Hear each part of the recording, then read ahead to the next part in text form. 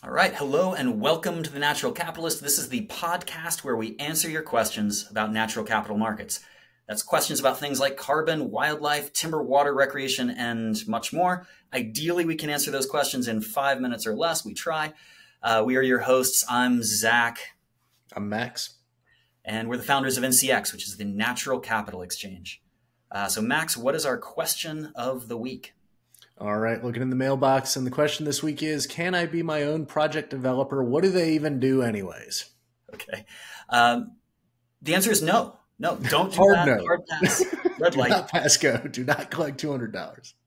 That's right. That's right. But to fully answer it, the second part's important. What do they do anyways? Because some people do this. Some of the largest landowners are their own project developers. Maybe you have a couple examples there, Max? Yeah, I mean, like Weyerhaeuser is the classic. They're a huge timber company, and they decided to be their own project developer. But again, yeah, they got like 10 million acres of land or something. That's right. But why not? Why not if you just have 100, 1,000, maybe even 10,000 acres? Why not be your own project developer then? Surely saving the 20% is worth it, right? I mean, 20% is non-trivial, but we played this game at NCX where we were our own project developers for a while, and we were aggregating a bunch of landowners, and you would not believe the amount of bureaucracy and paperwork and pain involved in getting one of these projects through. I mean, it's a long process. You're talking like year plus of your life. We had a whole team of people at NCX that was just focused on setting up these carbon projects and managing them through this whole certification process. That's right. That's right, because you have to really understand the practices that you're going to be committed to, the measurements that are going to be required for a long period of time, how to structure the commitments, how to actually bring those to market, and through all of the different ways that they are audited and checked. And so there's a lot that project developers have to know and do to make that possible. And that bureaucratic nightmare is, it's challenging. It's not something that you just walk into and can work on, even for large parcels. But there's other things that project developers do that you might not want to as a landowner, and that is taking on some of the risks. So what risks are top of mind for you, Max?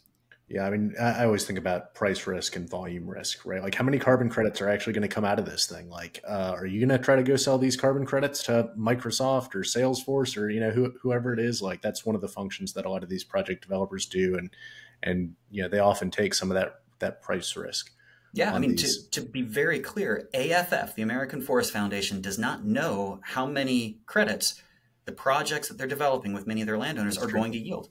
It could be more than they hope. It could be far less than they hope. They don't know what price they're going to get for those in the market. It's a huge amount of risk when they're backstopping and they're promising payment to landowners on the other side. And so that's a big advantage of not doing it on your own as a landowner, right. Honestly. Like, if somebody else will take some of those risks, and 20%, they're going to take some of the economics of that deal, but that actually might be a good trade for you.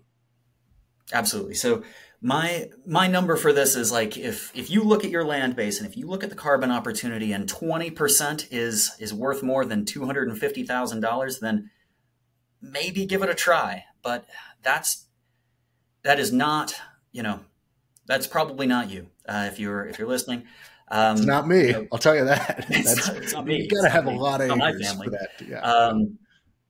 Yeah. So again, answer is no right now. And there's going to be more automation. There's going to be more clarity in how these projects get developed. And so we can always revisit this. Always happy to chat through, but really appreciate the question and understand where it's coming from. 20% could be great. So yeah, thanks for listening to The Natural Capitalist. Natural capital markets are evolving very quickly, and they're creating lots of opportunities, but also lots of confusion for landowners. And that's why we're here to help navigate these markets and help you find the right opportunities for you and your land. Yep. And if you have a question about natural capital that you'd like us to answer on the show, just send us an email at q@ncx.com. That's the letter Q @ncx.com. Thanks, and we'll see you next week. Take care.